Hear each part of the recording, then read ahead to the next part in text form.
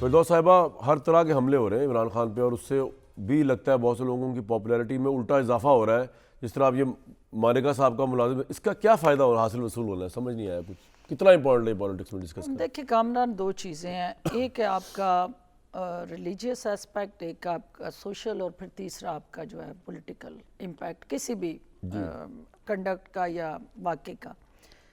जो कौम का लीडर होता है, जो कौम का हीरो होता है, जो कौम जिसको मसीहा समझती है या कौम उसको दूसरों से मुख्तलिफ देखना चाहती है और वो उसको रोल मॉडल मानती है और उसको लीडिंग रोल में इस तरह से बेऐब, तो अल्लाह की ज़ात है। हम सारे अल्लाह की ज़मीन पे गुनाहगार इंसान है, लेकिन हम में से कोई ज़्यादा गुनाहगार है, कोई कम गुनाहगार है, लेकिन फरिश्ता हम में से कोई भी नहीं है। लेकिन जब कोई अपने आप को उस फरिश्ते के रोल में कौम के सामने पेश कर देता है और कौम को ये कहता है कि जनाब मैं जो है वो सादिक और अमीन भी हूँ, मैं जो है वो आपका नेक पाक और हर ऐब से मुबर्रा एक ऐसा रोल मॉडल हूँ कि कौम मेरी तरफ देखे और ये बाकी जो है उनकी तरफ उंगलियाँ नाम ले ले के उठाता है और उन सब को ज़ेर ताब लाता है।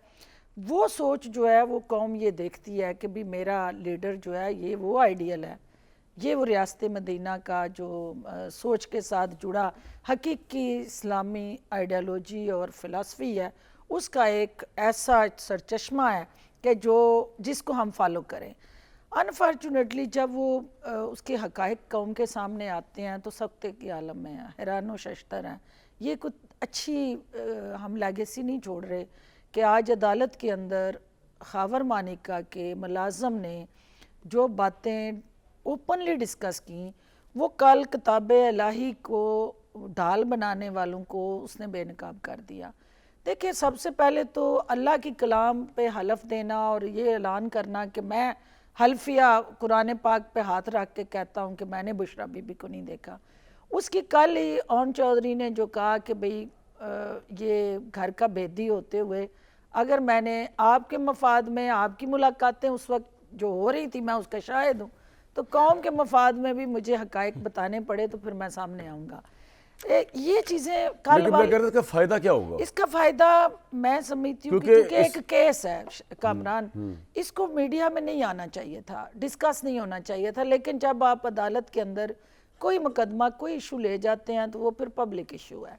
फिर ये नहीं हो सकता कि उसकी अच्छी चीज़ें जो आपको सूट करती हैं वो डिबेट हो। कि वो क्यों इस तरह की बातें कर रहा है साहब का भी। देखिए, मानिका एक विक्टिम बना उस पूरे जो एक किस्म की बनाई गई आइडियालॉजी जिसके अंदर उन्हें हीरो बनाया गया और बाकी उनके एक पीर, फिर उसके चेले, मुर्शद और मरीद का जो एक नेटवर्क बना, उस नेटवर्क के अंदर हावर मानिका को ये बिल्कुल मैं इस बात से इत्तेफाक करती हूँ कि उसको उस वक्त स्टैंड लेना चाहिए था।